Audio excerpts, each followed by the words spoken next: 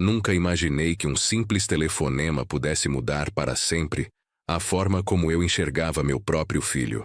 Era só mais uma conversa comum entre pai e filho, até que uma mentira destruiu tudo o que eu acreditava sobre nossa relação. Eu estava esperando ansioso pelo meu aniversário, até que André me ligou com uma desculpa que me partiu o coração. Naquele momento, eu ainda não sabia que o pior estava por vir. Foi quando descobri que ele estava mentindo que tudo desmoronou diante dos meus olhos. E se você acha que isso já é doloroso, espere para ver o que aconteceu quando eu decidi tomar uma atitude que mudou nossa vida para sempre. Antes de continuar, confere se você já está inscrito e me conta nos comentários de onde você assiste. Meu nome é Jorge, tenho 56 anos e sempre acreditei que família era sagrada. Talvez por isso tenha demorado tanto para enxergar a verdade que estava bem na minha frente. Moro em São Paulo, num apartamento simples de 2 quartos no Tatuapé. O mesmo lugar onde criei meu filho André sozinho depois que minha esposa Marina morreu num acidente de carro há 15 anos. Ele tinha apenas 12 anos na época. Marina sempre dizia que eu era protetor demais, que mimava André além da conta. Talvez ela estivesse certa. Quando ela se foi, eu prometi a mim mesmo que André nunca sentiria falta de nada. Trabalhei como técnico em informática numa empresa média durante toda a minha vida, fazendo hora extra sempre que necessário para garantir que meu filho tivesse tudo o que precisava. André se formou em administração numa faculdade particular que eu paguei integralmente. Depois veio o MBA, também bancado por mim. Quando ele se casou com a Bruna há 3 anos, eu até ajudei com o apartamento deles no Morumbi. Um lugar bonito, moderno, que custava 3 vezes mais que o meu aluguel. Mas eu não me importava. Era meu único filho, meu único herdeiro dos sonhos que construí junto com Marina. A rotina entre nós sempre foi simples. André me ligava pelo menos 2 vezes por semana, geralmente para contar alguma novidade ou pedir algum favor financeiro. Nunca eram quantias absurdas. Pelo menos era o que eu pensava na época. R$ 500 aqui, 1.000 ali, às vezes 2.000 para alguma emergência. Eu transferia sem questionar porque confiava nele completamente. A Bruna vinha de uma família de classe média alta. O pai dela, Reinaldo, era dentista e tinha 2 clínicas na Zona Sul. A mãe, Silvia, trabalhava como psicóloga numa clínica particular. Eles moravam numa casa grande no Brooklyn e tinham um padrão de vida bem diferente do nosso.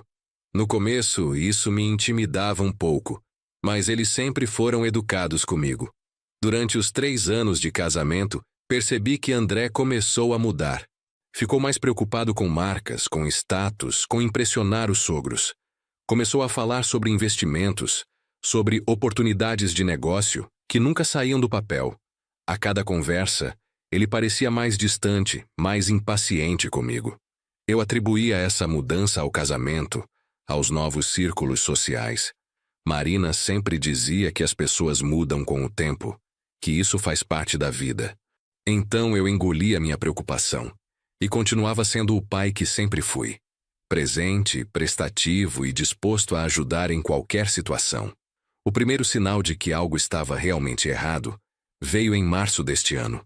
André me ligou pedindo R$ 5.000 emprestados para cobrir uma emergência no cartão de crédito. Disse que havia feito algumas compras para impressionar um cliente potencial e que o dinheiro voltaria na semana seguinte. Eu transferi imediatamente como sempre fazia. A semana seguinte passou, depois o mês, e ele nunca mais tocou no assunto. Abril chegou trazendo meu aniversário. 57 anos completados no dia 25. Todos os anos, desde que André se casou, nós comemorávamos juntos. Nada muito elaborado, mas sempre especial para mim. Geralmente íamos a algum restaurante bacana, ou eles vinham almoçar no meu apartamento. Era nosso ritual, nossa tradição. 2 semanas antes da data, comecei a ficar ansioso. Esperava que André mencionasse os planos para o aniversário, mas ele não falava nada.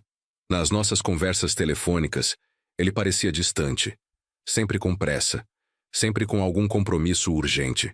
Eu não queria pressionar, então aguardei pacientemente que ele tocasse no assunto. Uma semana antes, a ansiedade já estava me corroendo. Pensei em perguntar diretamente, mas algo me dizia para esperar. Marina sempre dizia que as melhores surpresas vinham quando menos esperávamos. Talvez André estivesse planejando algo especial, algo que exigia sigilo e preparação. Essa esperança me mantinha animado. 3 dias antes do meu aniversário, finalmente resolvi quebrar o silêncio. Liguei para André no meio da tarde, quando sabia que ele estaria menos corrido. Ele atendeu no terceiro toque com aquela voz que já conhecia bem, educada, mas claramente ocupada. Oi, pai, tudo bem? Estou meio corrido aqui, pode ser rápido? A frieza na voz já me deixou desconfortável, mas tentei manter o tom animado. Oi, filho, só queria saber se está tudo certo para sábado. Você sabe, meu aniversário. Houve uma pausa do outro lado da linha. Uma pausa longa demais, carregada demais. Quando André voltou a falar, sua voz tinha um tom que eu nunca havia escutado antes. Um misto de constrangimento e irritação que me gelou por completo. Pai, é sobre isso que eu precisava falar contigo. A gente vai ter que cancelar a comemoração este ano. As coisas estão meio apertadas aqui em casa, sabe como é? Senti como se alguém tivesse me dado um soco no estômago. Cancelar? Mas André, não precisa de nada elaborado. A gente pode fazer algo simples mesmo, aqui em casa. Não, pai, não vai dar mesmo. A Bruna está com uns problemas na família dela, e a gente precisa dar uma segurada nos gastos. Você entende, né? Talvez ano que vem a gente compensa. Talvez ano que vem. As palavras ecoaram na minha cabeça como um eco cruel. Meu filho estava cancelando meu aniversário, como se fosse um compromisso qualquer de trabalho. Como se eu fosse apenas mais um item numa agenda lotada que podia ser facilmente riscado. Tudo bem, filho, eu entendo. As palavras saíram automaticamente, mas minha voz falhou no final. Eu não entendia nada. Como alguém que eu sustentava financeiramente podia alegar falta de dinheiro para uma simples comemoração familiar? Valeu, pai. Você sempre foi compreensivo. A gente se fala depois, ok? André desligou antes mesmo que eu pudesse responder. Fiquei segurando o telefone por longos minutos, ouvindo o sinal de linha morta enquanto processava o que havia acabado de acontecer. Meu único filho havia cancelado meu aniversário por telefone, em menos de 3 minutos de conversa. Caminhei até a janela da sala e fiquei olhando o movimento da rua. Era uma tarde de outono típica de São Paulo, com aquele céu cinzento que parecia refletir exatamente como eu me sentia por dentro. Pensei em Marina, em como ela reagiria a essa situação. Provavelmente me daria uma bronca por aceitar tão passivamente, por não questionar André com mais firmeza. Naquela noite não consegui dormir direito. Ficava revirando na cama, pensando em todas as vezes que havia ajudado André financeiramente. Os R$ 500 da semana passada para completar o mercado. Os 1.200 do mês anterior para uma oportunidade de negócio. Os 5.000 de março que nunca foram devolvidos, nem mencionados novamente. Como alguém que recebia ajuda financeira constante, podia estar apertado demais para comemorar o aniversário do pai? A pergunta martelava na minha cabeça, mas eu sempre encontrava uma justificativa. Talvez ele não quisesse me dar trabalho. Talvez a situação da família da Bruna fosse realmente grave. Talvez eu estivesse sendo egoísta em querer atenção num momento difícil para eles. Os dias seguintes passaram devagar, como se o tempo tivesse engrossado. Eu tentava me manter ocupado, mas meu aniversário se aproximava como uma sombra escura no calendário. Todos os anos anteriores, eu ficava ansioso e animado esperando a data chegar. Desta vez, só queria que passasse logo. Na sexta-feira, véspera do meu aniversário, resolvi fazer alguma coisa para não ficar remoendo a decepção em casa. Decidi sair, caminhar pelo shopping, talvez ver um filme, qualquer coisa que me distraísse. Não queria passar a noite sozinho pensando em como seria diferente se Marina ainda estivesse viva. Arrumei-me com capricho, vesti minha camisa social azul clara preferida e a calça jeans mais nova que eu tinha. Se ia sair sozinho na véspera do meu aniversário, pelo menos sairia com dignidade. Peguei o metrô até o shopping Aricanduva, Um lugar que sempre gostei pela variedade de lojas e restaurantes. Caminhei pelas lojas sem pressa, observando as famílias passando juntas, os casais de mãos dadas, os grupos de amigos rindo alto. Todos pareciam ter alguém, algum lugar para ir, alguma razão para sorrir. Eu estava ali sozinho, num sábado à noite, porque meu próprio filho havia cancelado meu aniversário. Por volta das 8 da noite, a fome apertou e resolvi jantar no shopping mesmo. Escolhi um restaurante italiano simples, nada muito elaborado. Pedi uma lasanha e um refrigerante, sentei numa mesa para 2 pessoas e tentei não pensar no quanto aquela cadeira vazia na minha frente simbolizava minha solidão. O jantar estava gostoso, mas eu mal conseguia sentir o sabor. Minha mente estava longe, perdida em memórias de aniversários passados.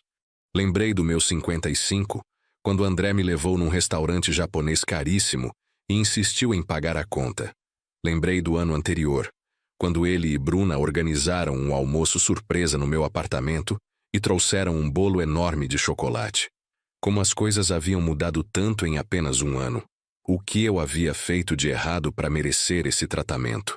Essas perguntas me torturavam enquanto eu empurrava a comida no prato, forçando-me a comer pelo menos alguma coisa. Foi quando terminava a lasanha que meu telefone vibrou. Mensagem do André. Pai, espero que esteja tudo bem aí. Amanhã vai ser um dia corrido aqui, mas a gente se fala na semana que vem. Abraço. Um abraço por mensagem de texto na véspera do meu aniversário.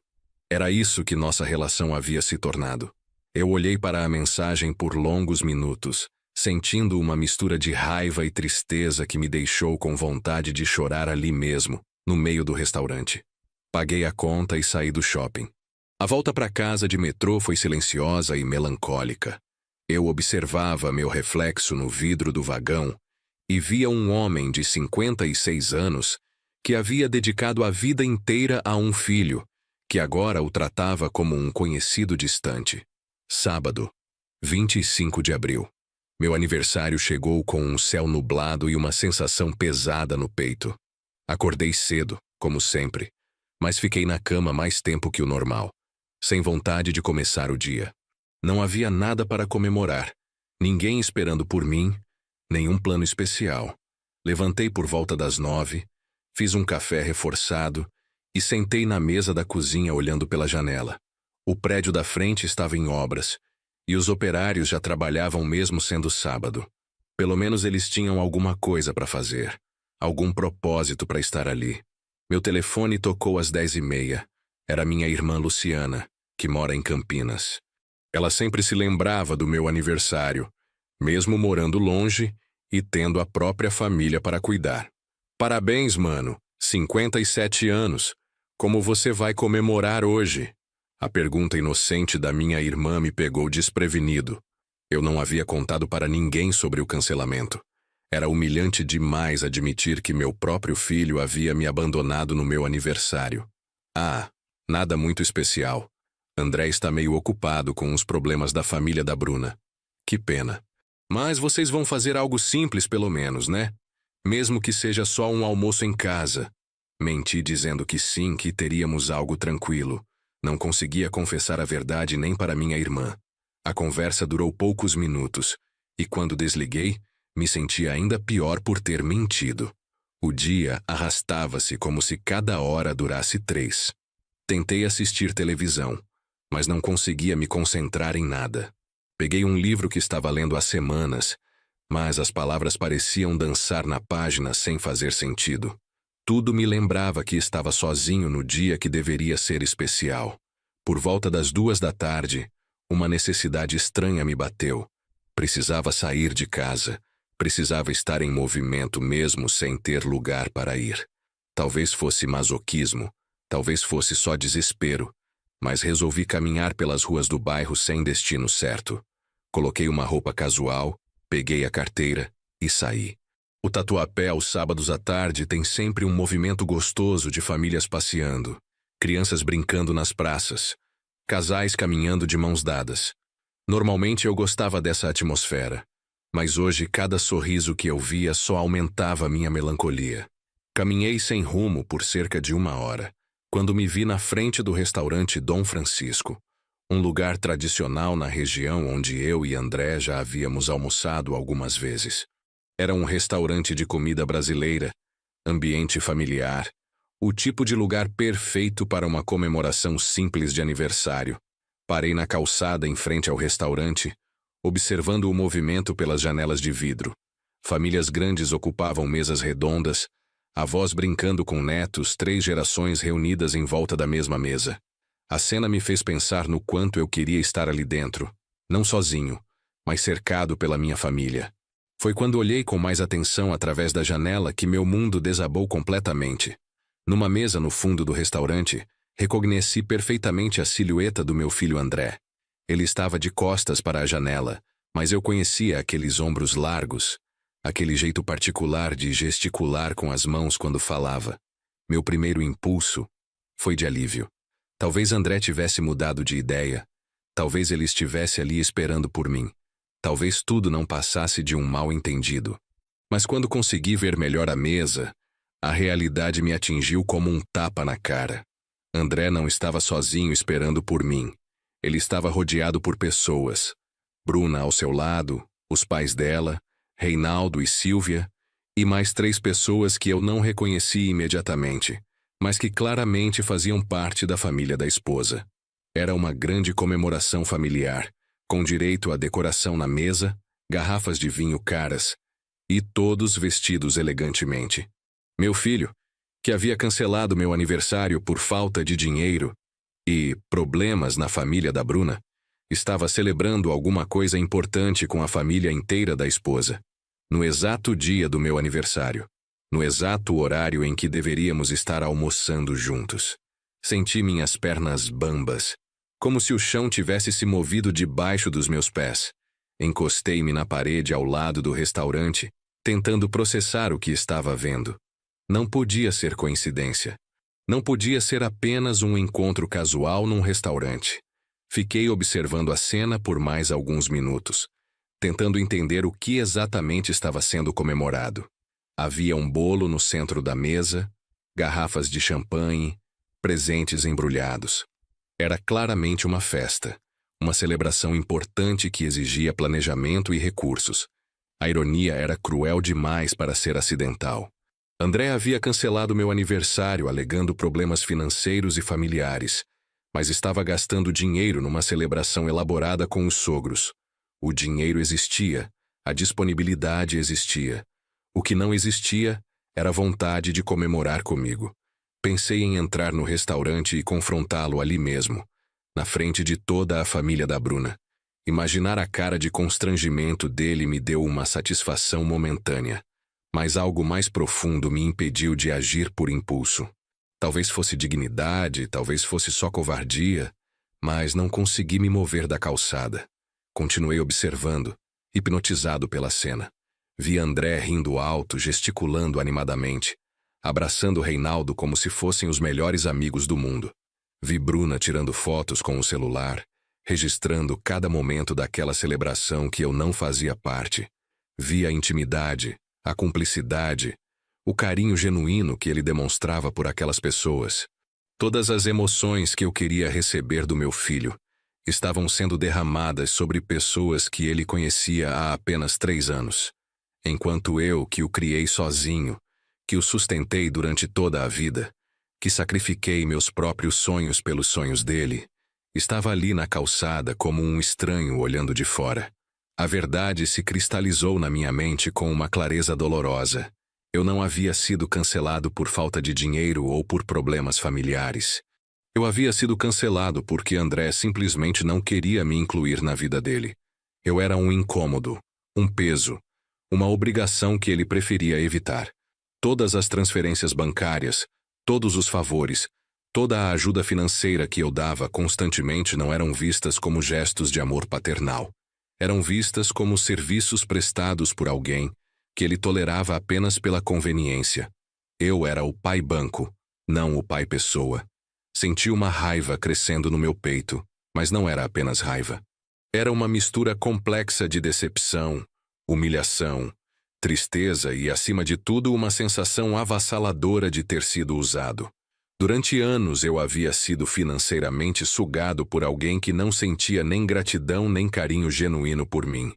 Me afastei da janela do restaurante e comecei a caminhar de volta para casa, mas desta vez com um passo diferente. Não era mais o passo pesado de alguém deprimido. Era o passo determinado de alguém que acabou de tomar uma decisão importante. André havia mostrado claramente onde eu me encaixava na escala de prioridades da vida dele. Durante toda a caminhada até em casa, uma única frase ecoava na minha cabeça. Ele fez a escolha dele. Agora é hora de eu fazer a minha. Cheguei em casa com uma energia que não sentia há meses. Era como se uma névoa tivesse se dissipado da minha mente e eu finalmente enxergasse a situação real. Não era mais uma questão de interpretar mal as atitudes do André.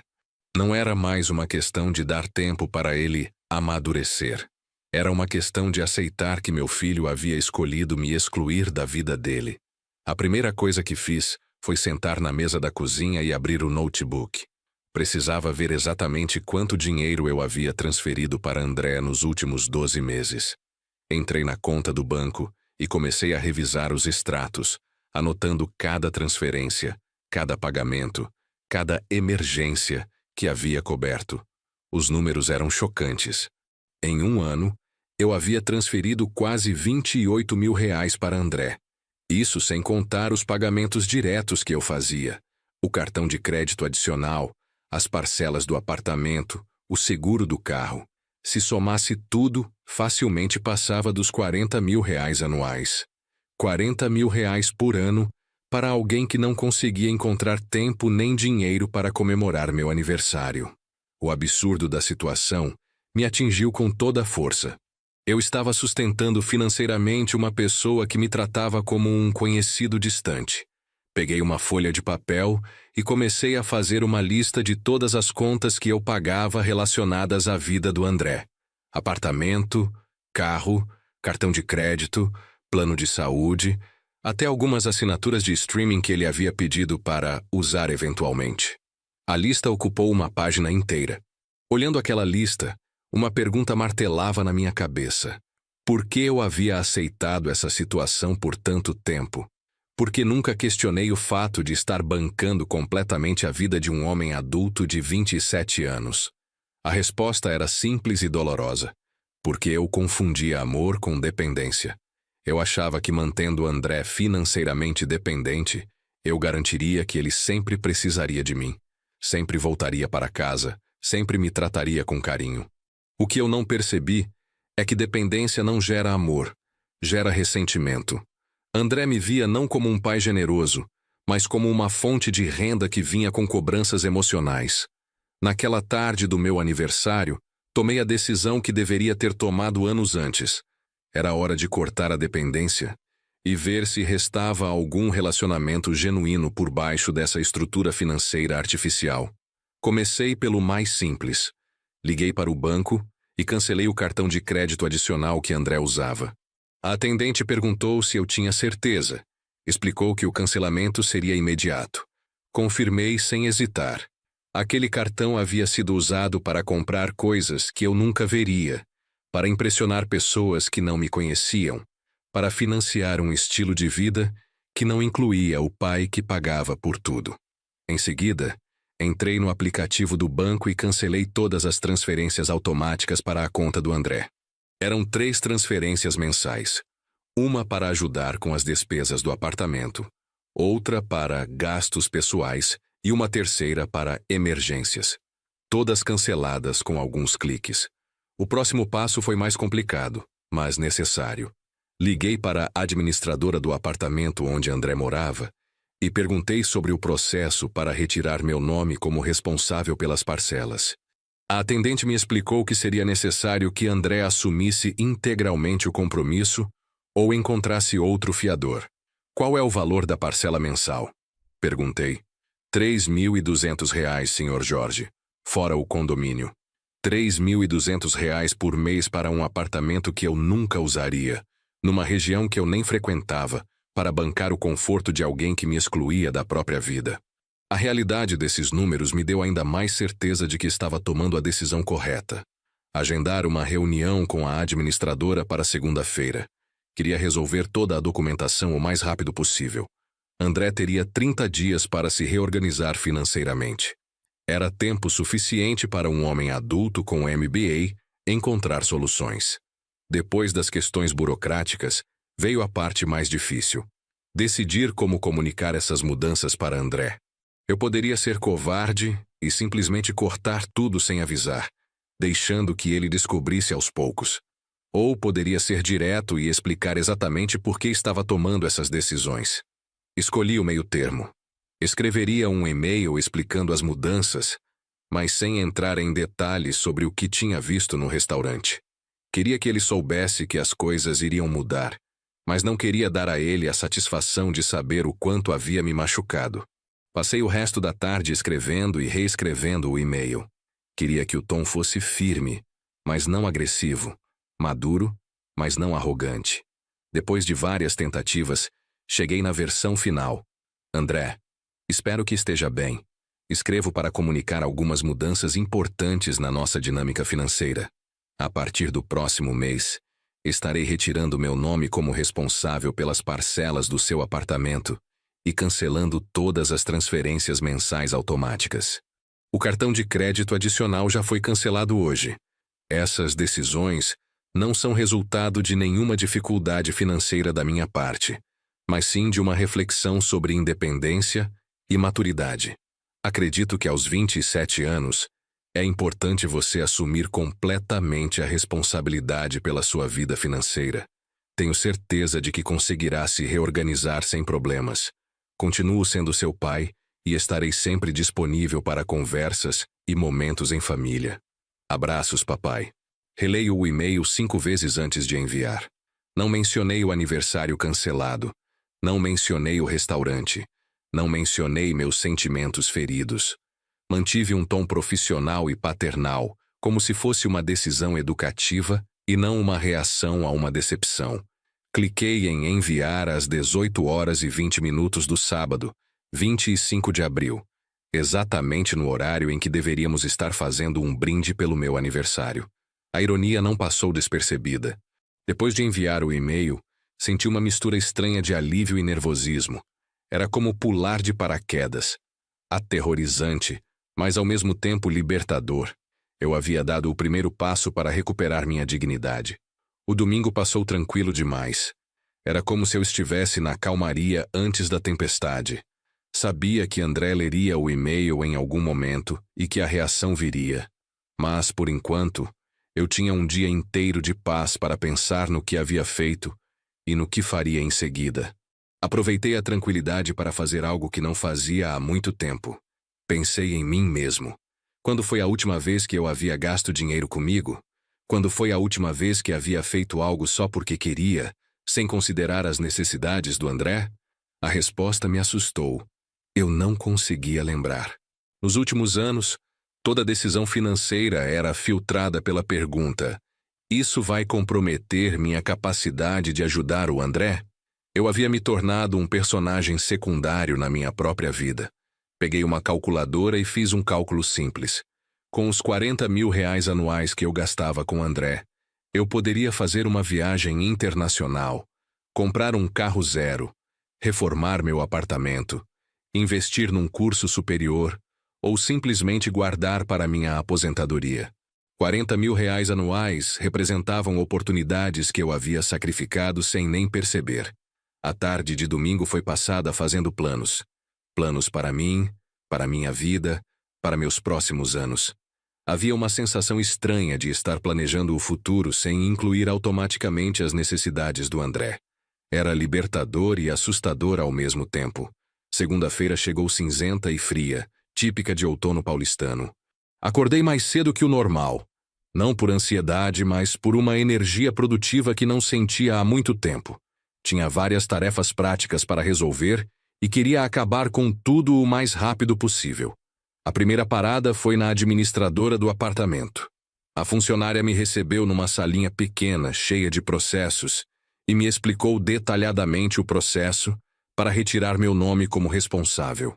Seria necessário que André comparecesse pessoalmente para assinar novos documentos, assumindo integralmente a responsabilidade pelo imóvel. E se ele não conseguir comprovar renda suficiente? Perguntei. Aí teremos que avaliar outras opções. Um novo fiador, negociação com o proprietário ou, no pior caso, rescisão do contrato. Assinei todos os documentos necessários da minha parte e pedi que entrassem em contato com André o mais rápido possível. Saí dali com uma sensação de dever cumprido.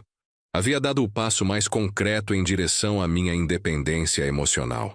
A segunda parada foi no banco, para confirmar todos os cancelamentos que havia feito no sábado e entender melhor minha situação financeira sem os gastos mensais com André. O gerente, que me conhecia há anos, ficou visivelmente surpreso com as mudanças. "Tudo bem com o André?" perguntou com cuidado. "Tudo ótimo.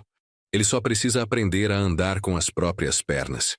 Respondi com um sorriso que não conseguia esconder minha satisfação. O gerente me mostrou uma simulação dos meus ganhos líquidos mensais sem os gastos com André. O número na tela me impressionou. Eu teria quase R$ 3.500 a mais por mês para gastar comigo mesmo. Era dinheiro suficiente para mudar completamente meu padrão de vida. Com essa folga orçamentária, o senhor poderia pensar em alguns investimentos interessantes, sugeriu o gerente.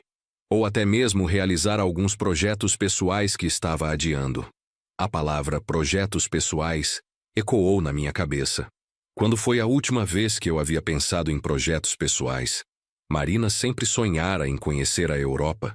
Nós havíamos planejado uma viagem para a Itália quando André se formasse na faculdade.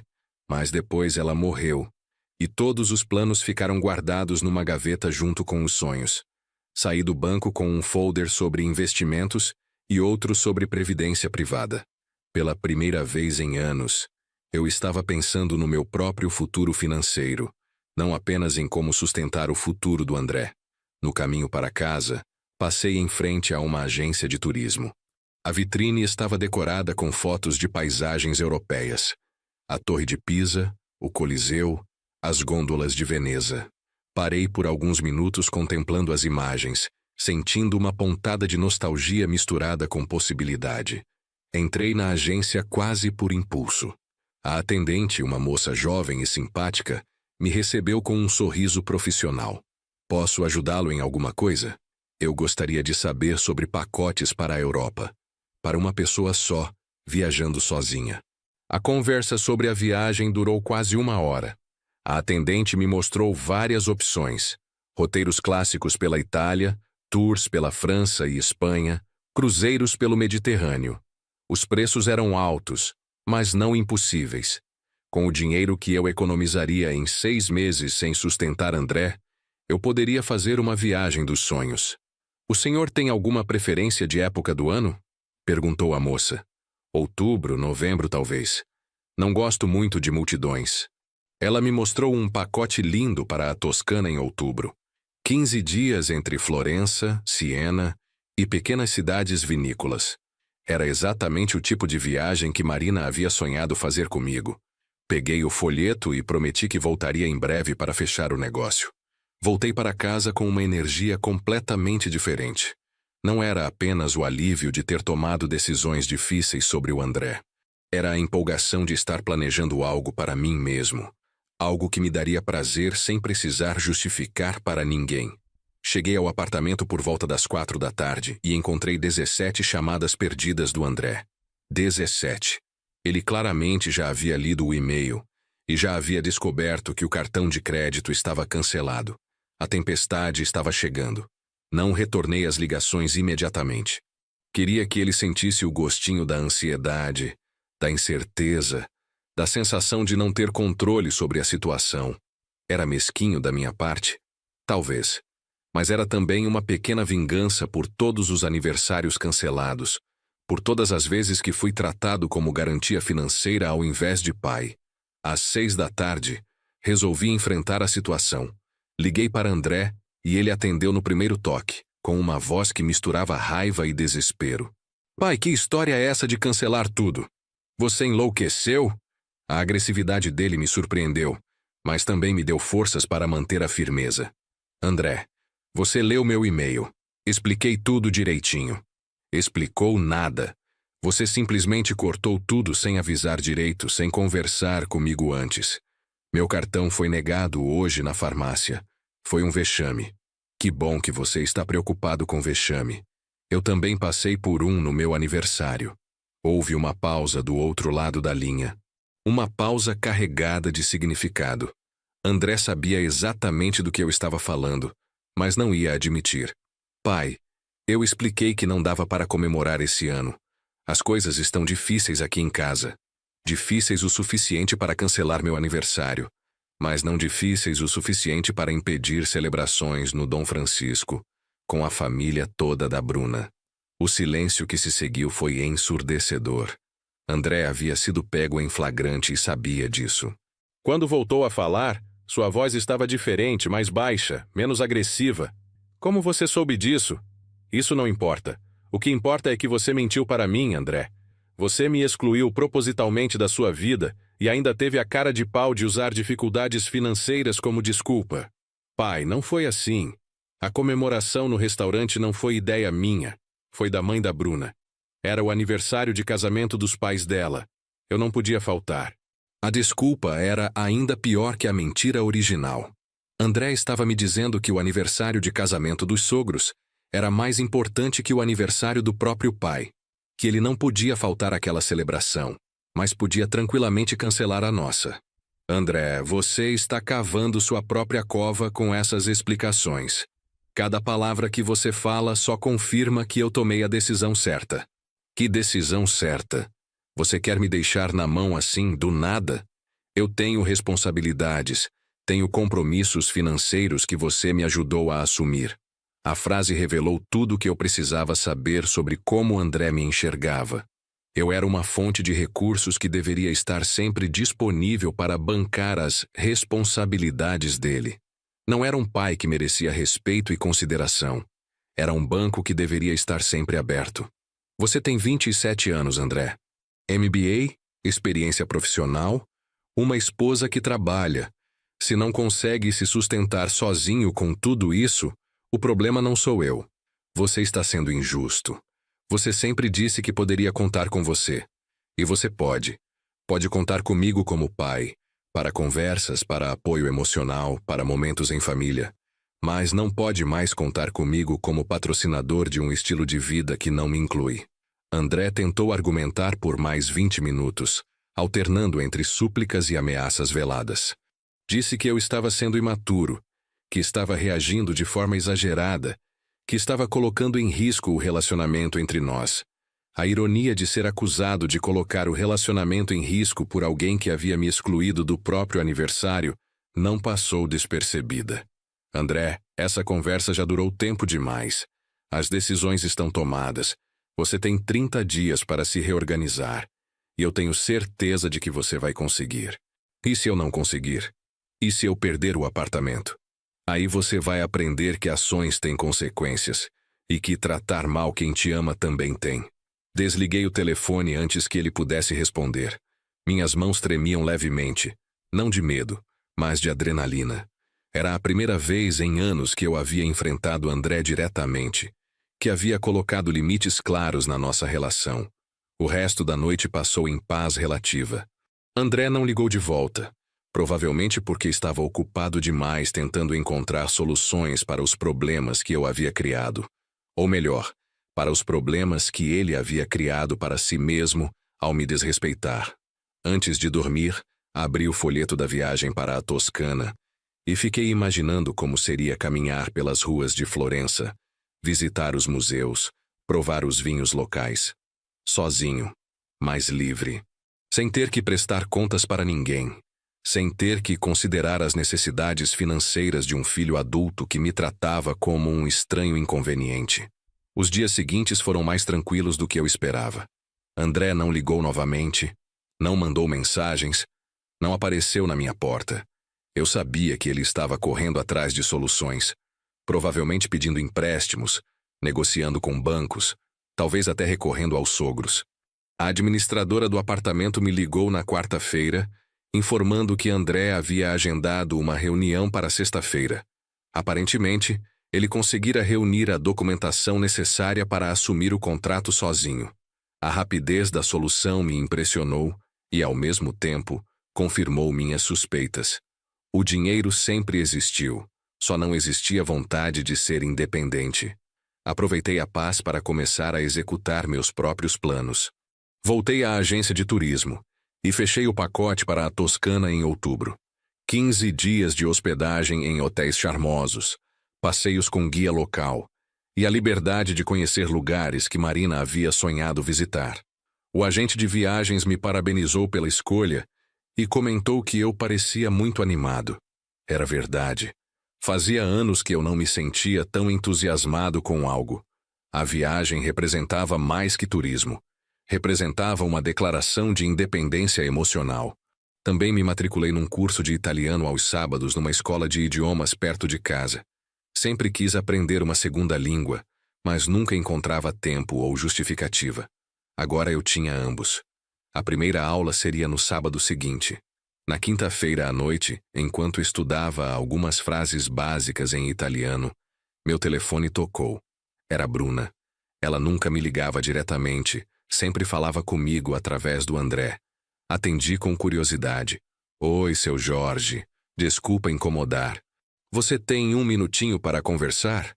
A voz da Bruna estava diferente, mais cautelosa, quase tímida. Claro, Bruna. Tudo bem? É sobre essa situação com o André.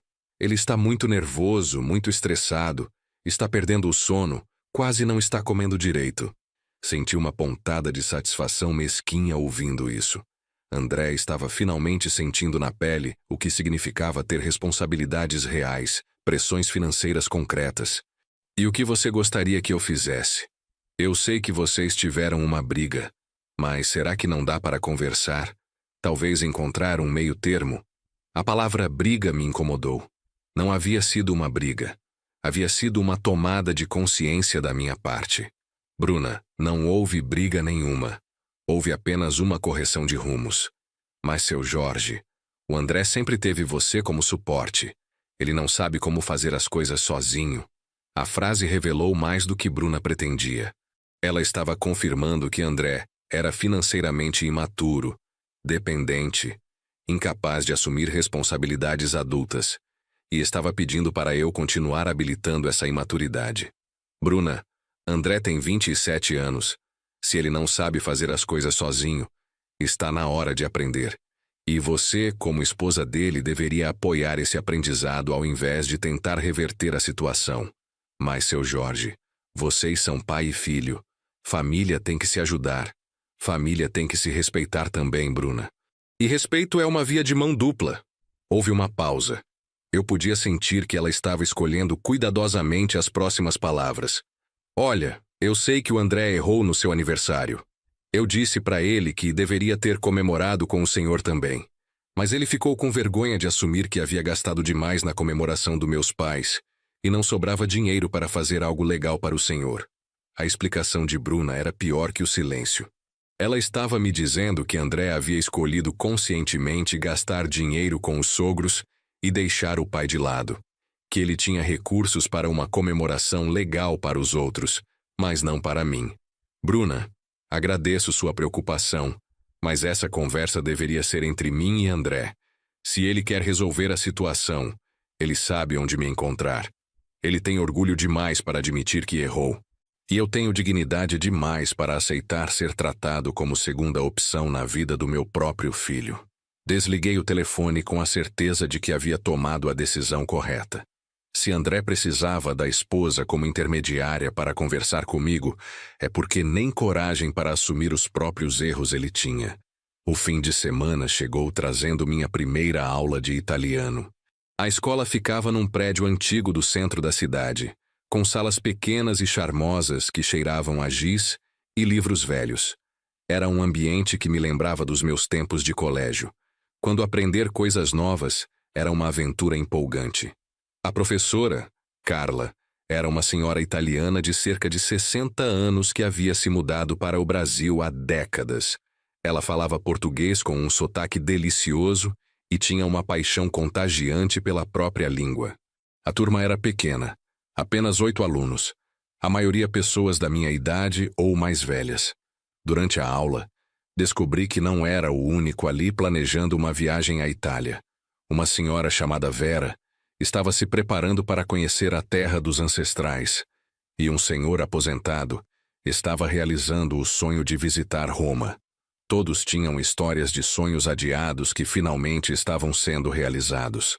"Il mio nome é Jorge", disse durante a apresentação, sentindo um prazer infantil em falar numa língua completamente nova. A professora me corrigiu a pronúncia do meu próprio nome, que em italiano soava mais suave, mais musical. Na hora do intervalo, conversei com outros alunos e descobri que vários deles estavam vivendo uma fase de redescoberta pessoal. Divórcios, aposentadorias, filhos que saíram de casa, todos tinham suas razões para estar ali, aprendendo algo novo aos 50, 60 anos. "Nunca é tarde para começar de novo", comentou Vera, uma mulher elegante de cabelos grisalhos que irradiava uma energia positiva contagiante. A frase da Vera ecoou na minha cabeça durante toda a volta para casa. Nunca é tarde para começar de novo. Era exatamente isso que eu estava fazendo, recomeçando minha vida aos 57 anos, redefinindo minhas prioridades, redescobrindo quem eu era além de ser o pai banco do André.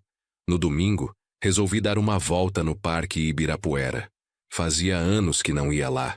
Sempre arrumava alguma desculpa relacionada ao André para não sair de casa nos fins de semana. Desta vez, caminhei devagar pelas alamedas, observando as famílias fazendo piquenique, os casais namorando, os idosos jogando xadrez. Havia uma liberdade estranha em estar ali sozinho, sem pressa, sem compromissos. Comprei um sanduíche numa das lanchonetes do parque e comi sentado num banco, observando o movimento dos patos no lago. Era uma sensação de paz que eu não experimentava há muito tempo. Foi quando terminava o sanduíche que vi uma cena que me chamou a atenção. Uma família brasileira estava comemorando o aniversário de um senhor que aparentava ter mais de 80 anos. Havia pelo menos 15 pessoas ao redor dele. Filhos, netos, noras, genros, todos cantando parabéns e tirando fotos. O idoso estava radiante, claramente emocionado com toda aquela demonstração de carinho.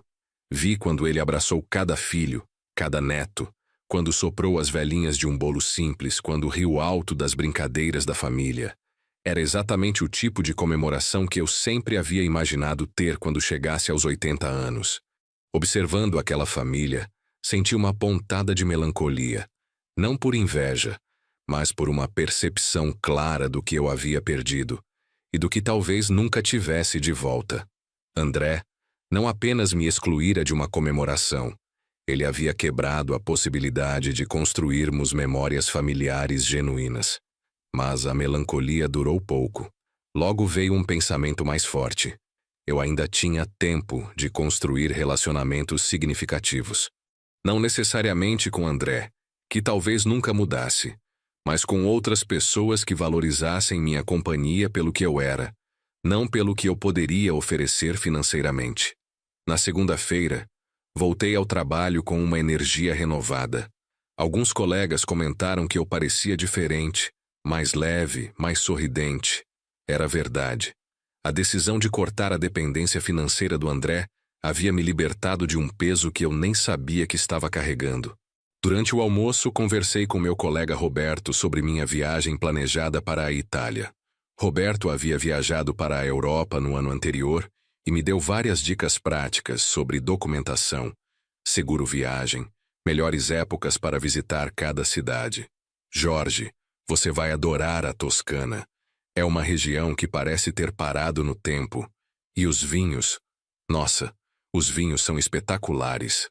A conversa me deixou ainda mais animado para a viagem. Era bom ter algo positivo para esperar. Algo que dependia apenas de mim e das minhas decisões. 2 semanas se passaram sem nenhum contato do André. Era um silêncio que não me incomodava mais. Na verdade, estava começando a apreciar a tranquilidade de não receber ligações pedindo transferências, de não ter que me preocupar constantemente com os problemas financeiros de outra pessoa. Minha rotina havia mudado completamente. As manhãs eram dedicadas ao trabalho, as tardes livres eram ocupadas com as aulas de italiano ou caminhadas pelos parques da cidade. Os fins de semana eram meus para fazer exatamente o que eu quisesse, sem precisar considerar as necessidades ou expectativas de ninguém. Foi numa quinta-feira à noite que André finalmente deu sinais de vida. Não foi uma ligação direta para mim, mas uma visita inesperada. Ouvi a campainha tocar por volta das 8 da noite, e quando abri a porta, lá estava ele com uma expressão que misturava desespero e raiva contida. Oi, pai. Posso entrar? Deixei-o entrar, mas não ofereci café nem fiz qualquer gesto de hospitalidade calorosa. Ele se sentou no sofá da sala como quem não sabia por onde começar a conversa. Como você está? Perguntou, tentando soar casual. Muito bem, obrigado. E você? Pai, a gente precisa conversar sério. Essa situação não pode continuar assim. O tom autoritário dele me irritou imediatamente. André estava na minha casa depois de 2 semanas de silêncio, falando como se eu fosse obrigado a resolver os problemas que ele mesmo havia criado. Que situação, André? Eu estou ótimo. Minha situação nunca esteve melhor. Ele respirou fundo, claramente se forçando a manter a calma. Pai, eu sei que você ficou chateado com aquela história do seu aniversário, e eu admito que poderia ter agido diferente. A palavra chateado me irritou ainda mais. André estava minimizando o que havia acontecido, como se fosse apenas uma questão de humor momentâneo da minha parte. Não foi uma questão de ficar chateado, André. Foi uma questão de enxergar a realidade da nossa relação. Que realidade? A realidade de que você me vê apenas como uma fonte de recursos, de que eu só tenho valor na sua vida enquanto estiver pagando suas contas. André balançou a cabeça vigorosamente. Não é verdade. Você é meu pai. Eu te amo. Amar é fácil falar, André. Difícil é demonstrar. E suas demonstrações têm sido bem claras. Eu não sou prioridade na sua vida. Ele ficou em silêncio por alguns segundos, claramente tentando encontrar uma argumentação diferente. Pai, eu sei que errei, mas cortar todo o apoio financeiro de uma vez foi muito radical. Você poderia ter conversado comigo primeiro. Eu poderia ter feito muitas coisas, André. Poderia ter te educado melhor para ser mais independente. Poderia ter colocado limites antes. Poderia ter exigido mais respeito da sua parte. Mas nunca é tarde para começar. André se inclinou para a frente, com uma expressão mais séria. Tá bom, pai. Eu entendi o recado. Mas você tem que entender que eu tenho compromissos financeiros que foram assumidos contando com sua ajuda. Compromissos que você escolheu assumir, André. Ninguém te obrigou a morar num apartamento caro, a ter um carro financiado, a manter um padrão de vida acima da sua renda real. Mas você sempre disse que poderia contar com você. E pode. Pode contar comigo como pai, mas não pode contar comigo como patrocinador de um estilo de vida que me exclui. Ele se levantou do sofá e começou a andar de um lado para o outro da sala, visivelmente agitado. Pai, você está sendo injusto. Você está me castigando por causa de um mal-entendido. Mal-entendido? Minha voz subiu de tom pela primeira vez na conversa. André, você me mentiu descaradamente. Me disse que não tinha condições de comemorar meu aniversário. E no mesmo dia, gastou dinheiro numa celebração elaborada com outras pessoas. Isso não é mal-entendido. Isso é desrespeito deliberado. André parou de andar e me olhou diretamente. Pai, aquele almoço não foi ideia minha. Era o aniversário de casamento dos pais da Bruna. Eu não podia faltar. Mas podia faltar do meu aniversário. Não foi assim? Foi exatamente assim, André. Você escolheu as prioridades. Agora vai ter que viver com as consequências das suas escolhas. André voltou a se sentar, desta vez com uma postura mais derrotada. Quando voltou a falar, sua voz estava mais baixa, quase suplicante. Pai, eu preciso da sua ajuda. Pelo menos temporariamente, até eu conseguir me reorganizar direito. Você já teve 2 semanas para se reorganizar. Conseguiu assumir o apartamento sozinho, o que prova que o dinheiro sempre existiu. Consegui, mas foi muito difícil. Tive que pegar empréstimo, teve que aprender a se virar sozinho. Parabéns. É isso que adultos fazem. Ele suspirou pesadamente, como se estivesse lidando com um pai teimoso e irracional. Pai, Você não está sendo você mesmo. Você sempre foi generoso. Sempre quis me ajudar a ter uma vida melhor. A frase me incomodou profundamente. André estava tentando manipular minha generosidade natural, fazendo-me sentir culpado por ter colocado limites. André, eu queria que você tivesse uma vida melhor. Não que você tivesse uma vida financiada por mim até os 40 anos. Existe diferença entre ajudar e habilitar dependência. Dependência? Pai, isso é exagero. É exagero? André, você tem 27 anos, é formado, tem MBA, é casado e até 2 semanas atrás não conseguia pagar as próprias contas. Se isso não é dependência, o que é? André ficou em silêncio por vários minutos. Eu podia ver que ele estava processando a conversa, tentando encontrar uma nova abordagem. Quando voltou a falar, tentou um tom mais emocional. Pai, eu sei que decepcionei você. E eu sinto muito por isso, de verdade. Mas a gente sempre foi uma família unida. Não podemos deixar uma briga acabar com isso. Não foi uma briga, André. Foi uma revelação. Eu descobri que nossa família unida era, na verdade, uma relação unilateral onde eu dava e você recebia, sem gratidão nem reciprocidade. Isso não é verdade. Eu sempre fui grato por tudo que você fez. Gratidão se demonstra com atitudes, não com palavras.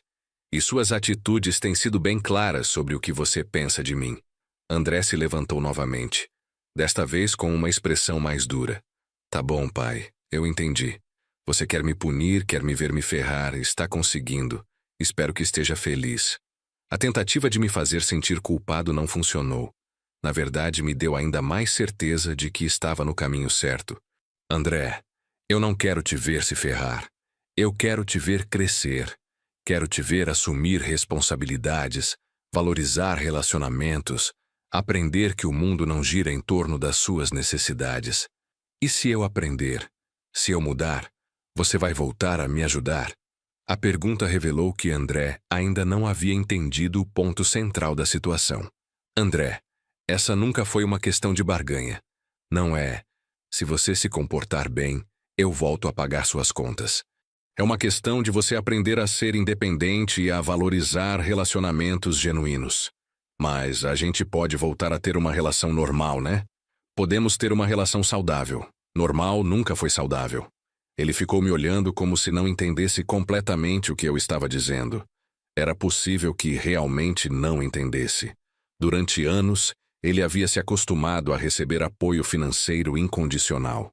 A ideia de que isso pudesse acabar definitivamente talvez fosse incompreensível para ele. Pai, você está diferente. Mais frio, mais distante. Estou mais consciente, André. Estou enxergando as coisas como elas realmente são, não como eu gostaria que fossem. Ele olhou em volta da sala, como se estivesse vendo o ambiente pela primeira vez.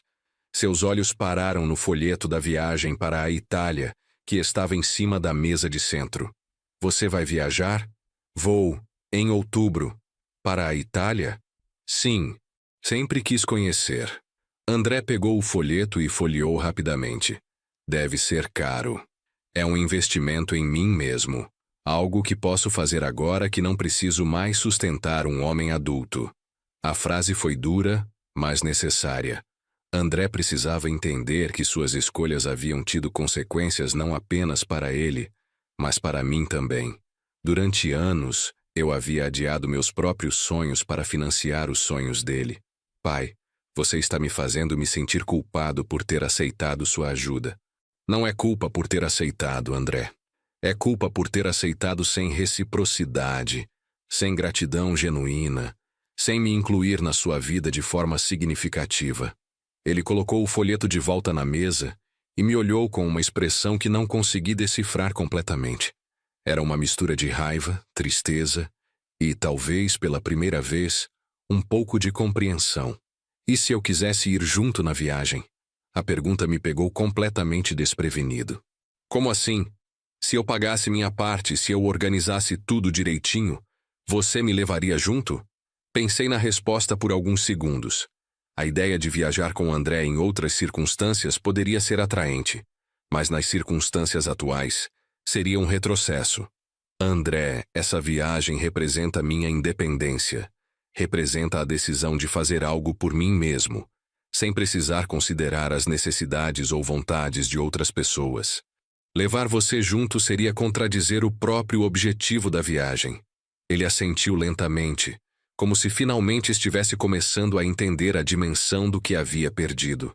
Pai, eu sei que estraguei tudo, e eu sei que talvez seja tarde demais para consertar, mas eu queria que você soubesse que eu te amo, mesmo que minhas atitudes não tenham demonstrado isso. Era a primeira vez na conversa que André soava genuinamente emocionado. Não desesperado ou manipulativo, mas sinceramente tocado pela situação. E esse amor é exatamente o motivo pelo qual não posso mais sustentar financeiramente sua irresponsabilidade. Quando você ama alguém, você quer que essa pessoa cresça, amadureça, se torne a melhor versão de si mesma. André baixou a cabeça, finalmente parecendo processar o peso das minhas palavras. Ficamos em silêncio por alguns minutos, cada um perdido em seus próprios pensamentos. Pai, eu acho que nunca parei para pensar no quanto você abriu mão das suas próprias coisas para me ajudar. Era o primeiro sinal de consciência real que ele demonstrava desde que chegara.